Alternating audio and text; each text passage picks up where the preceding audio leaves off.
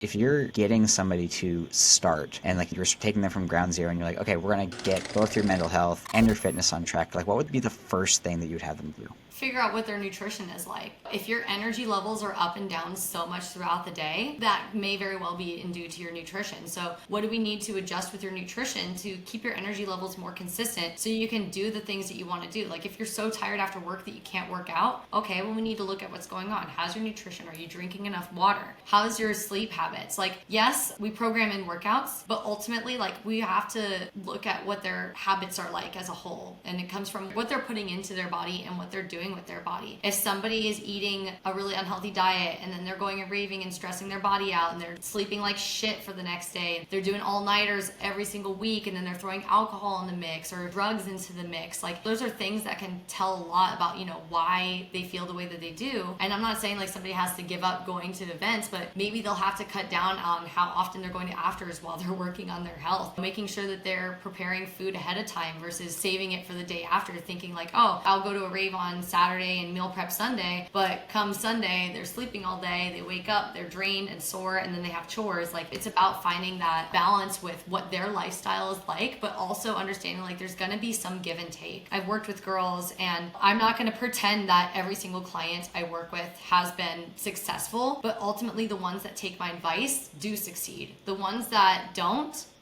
they remain stuck, or they sometimes find themselves backtracking. And that's one of the hardest things about being a coach, especially when you really care about the community. You can support someone, you can educate them, you can give them all the tools and resources they need to succeed, but ultimately if they're not willing to make those changes, even just like if I'm giving 3 suggestions, if they implement at least one of those suggestions, they're going to see a difference. But if they refuse to implement any of them, then there's really not much that a coach can do other than just be there when you need them if you stay. So it's about choosing, like, do you really want to feel the way that you want to feel, or do you want to keep feeling the way that you felt? When somebody gets like that, where they are not taking any of the advice or they're not going on with you, like in your own experience, like what do you feel like is going on for them? Because, they've invested a good amount of money, a good amount of time. Like fitness coaches are usually not the cheapest things out there by any means, and it's a super worthy investment with what you get and everything. But what do you think it is that's keeping them from actually taking that action? Often environment and influences, like their friend group, their family, what's going on in their life, and also just like how long have they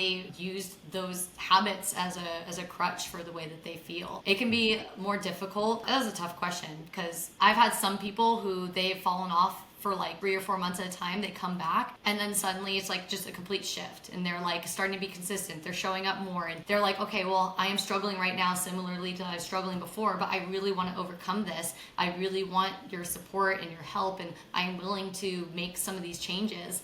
And those people, they'll start to build that confidence. Like this is the thing too, like with your fitness journey, confidence doesn't come from reaching your fitness goals. Like that's the goal outcome, but the confidence comes from you taking actions that lead you towards that version of yourself. It's not about reaching the end goal. It's the confidence is built along the way because you're upholding integrity to becoming the person that you want to become. And somebody who again who's fallen off, come back and they actually stick with it, or maybe they experience a challenge, but they're like, well, I didn't really show up the way that I should have. I acknowledge that, but I'm not going to run away like I did last time. Like those people, those are the ones that are more likely to sustain their results than somebody who's like falls off, comes back, and then falls off again 2 weeks later and it's like, oh, you know what? It's just like last time. I fucked up. You know what? I'm done. But that's definitely one of the hardest parts about being a coach is you really want everyone to succeed. Everyone. Every client that I work with, I care very deeply about.